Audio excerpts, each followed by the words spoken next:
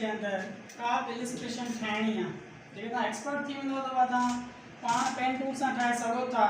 फ़िलहाल असां हिन क्लास नंबर 2 आहे ॿियों ॾींहुं हाणे असां एडोबी इलस्ट्रेटर में असां छा कंदासीं हिकिड़ो ऑब्जेक्ट खणी करे ॿाहिरीं पिक्चर खणी करे रखंदासीं पोइ हुन पिक्चर खे ॾिसंदे ॾिसंदे असां छा कंदासीं को न को ऑब्जेक्ट ठाहींदासीं। माइक्रोसॉफ्ट ऑफिस जीअं पढ़ी आहे माइक्रोसॉफ्ट जी कंपनी जो हिकिड़ो लोगो आहे सही आहे जेकॾहिं उहो लोगो मां खणी करे हिते रखां ऐं हुनजी मां इलस्ट्रेशन ठाहियां वेक्टर में।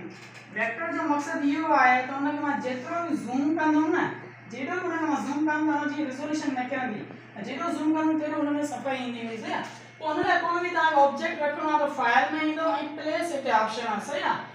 शॉर्टकट की लॻी पई आहे त साम्हूं नज़र में तव्हांखे अचे थी कीबोर्ड सां shift plus control plus P कंदव त तव्हांजो फाइल मैनेजर ओपन थी वेंदो।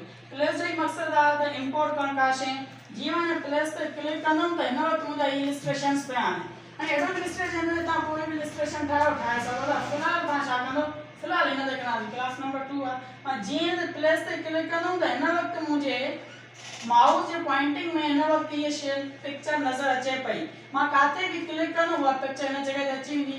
उन खां बाद मां छा कंदुमि सिंपली पिक्चर खे थोरो टॉप ते करे रखंदुमि उन खां बाद मां प्रॉपर्टीज़ में ईंदुमि जेको बि टूल ओपन हूंदो उन जी प्रॉपर्टीज़ हितां शो थींदियूं उन जो स्ट्रोक ओपेसिटी कुछ भी सही आहे। मां छा थी कयां पिक्चर खे फ़िलहाल कयां थो एम्बेड एम्बेड करण जो मक़सदु आहे पिक्चर मां हिन आर्टबोर्ड ते रखी सही आहे।